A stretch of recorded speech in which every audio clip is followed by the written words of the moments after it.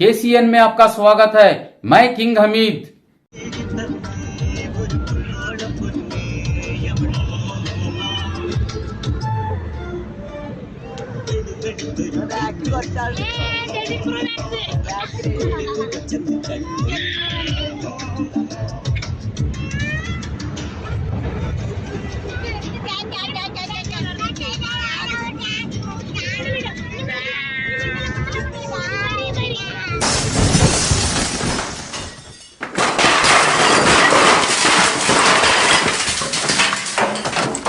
ಸಹೃದಯಿ ವೀಕ್ಷಕರೇ ನಮಸ್ಕಾರ, ಶುಭೋದಯ. KCN ನ್ಯೂಸ್ಗೆ ಸ್ವಾಗತ. ನಾನು ನಿಮ್ಮ ಎಡೆಯೂರು ಸಮೀವುಲ್ಲಾ, ಕನ್ನಡದ ಕಾರ್ಯಕರ್ತ. ಹಬ್ಬದ ಪ್ರವಾಸಗಳು ಎಂದೂ ಪ್ರಯಾಸವಾಗಬಾರದು.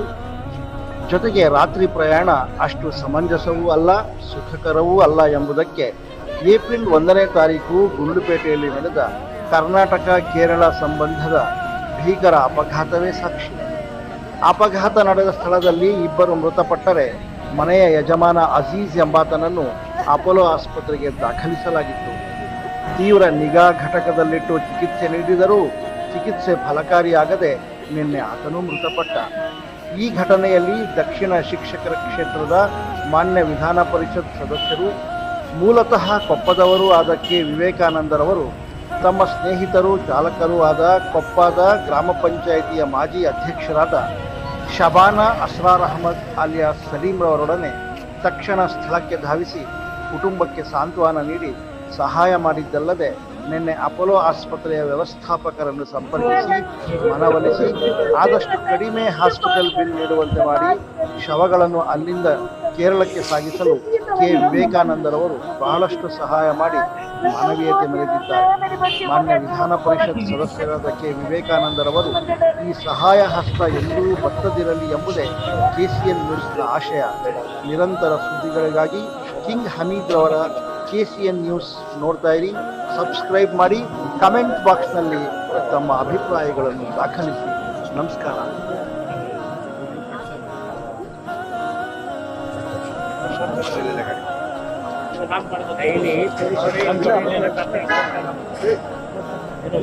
बच्चे का जो डिस्वानी मम गमम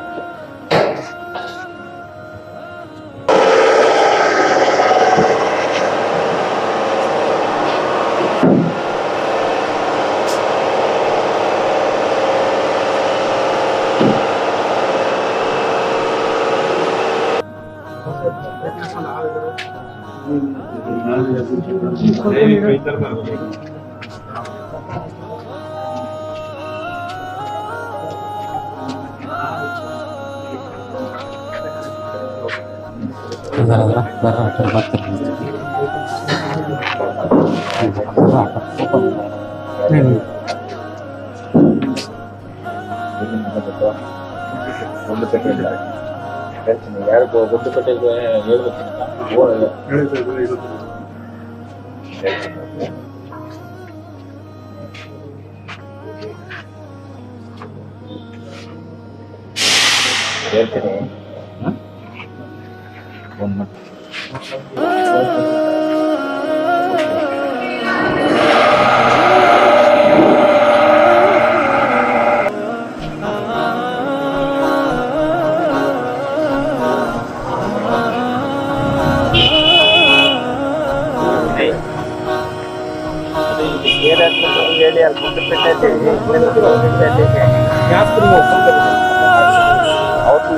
ಬೇಗ ಕಳಿಸ್ಕೊಡಿ ಅಂತ ಹೇಳಿ ಬೇಗ ಕಳಿಸ್ಕೊಡಿ.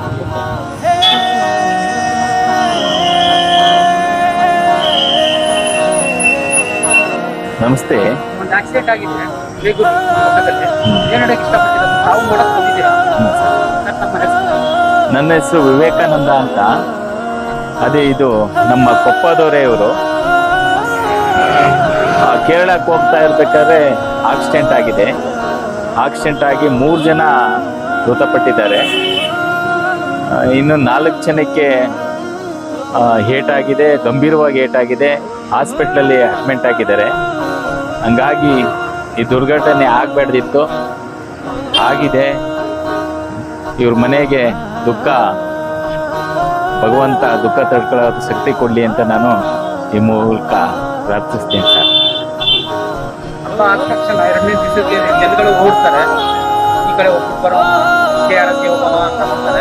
ಆಗ ಈ ತರ ಆಕ್ಸಿಡೆಂಟ್ ಆಗ್ತದೆ. ಡ್ರೈವರ್ಸ್ಗಳಿಗೆ ಏನ್ ಹೇಳಕ್ ಇಷ್ಟಪಡ್ತೀರಾ? ಇಲ್ಲ, ಇದು ಆಗಬಾರ್ದಿತ್ತು, ಘಟನೆ ಆಗಿದೆ. 3 ಜನ ಸತ್ತೋಗಿದ್ದಾರೆ, ಅಮಾಯಕರು. ತುಂಬ ನೋವಿನ ಸಂಗತಿ ಇದು. ಹಂಗಾಗಿ ಪಾಪ ಬಡ ಕುಟುಂಬ, ತುಂಬ ನೋವಾಗಿದೆ. ಭಗವಂತ ಇವ್ರ ಮನೆಯವರಿಗೆ ದುಃಖ ತಡ್ಕೊಳ್ಳೋಕ್ಕೆ ಶಕ್ತಿ ಕೊಡಲಿ ಅಂತ ನಾನು ಈ ಸಂದರ್ಭದಲ್ಲಿ ಹೇಳಕ್ಕೆ ಇಚ್ಛೆ ಪಡ್ತೀನಿ ಸರ್. जी, आपका नाम? फातिमा बी, कहाँ के रहने वाला? नंगमंगला। नंगमंगला। जो एक्सीडेंट हुआ है उन्होंने क्या होना? पोत्री मेरी। तो क्या बोलना चाहेंगे आप? हमें जी, आपको क्या होना ये बच्चे? बच्चे पोत्री होना, हाँ। नवासे होना। वो हमें सुबह को बच्ची को फोन करे, बच्ची के नंबर को करे तो पुलिस वाले लेको नहीं, ऐसा 2 एक लेडीज से एक जेंट्स का इंतकाल हो गए, फौरन अर्जेंट आना, यहाँ कौन भी नहीं है को तब बोले हमें फोन सुनते के मन जल्दी कार लेके निकल गए। तो एक्सीडेंट हुआ के बाद आपको मालूम? हाँ, मालूम हुआ। यानी कि आप फोन करने से मालूम? हमें फोन करने से हम ना मालूम हुआ, अरे पुलिस वाले फोन करने से मालूम हुआ। यानी कि आपकी नवासी को फोन करने से पुलिस वाला था? हाँ हाँ हाँ। सर, आपका नाम? मेरा नाम परवेज अहमद है। कहाँ के रहने वाले सर? मैं कोप्पा का ग्राम पंचायती मेंबर है। जी, क्या बताना चाहेंगे सर? रमजान का मुबारक ईद के दिन बहुत बड़ा हादसा हुआ है।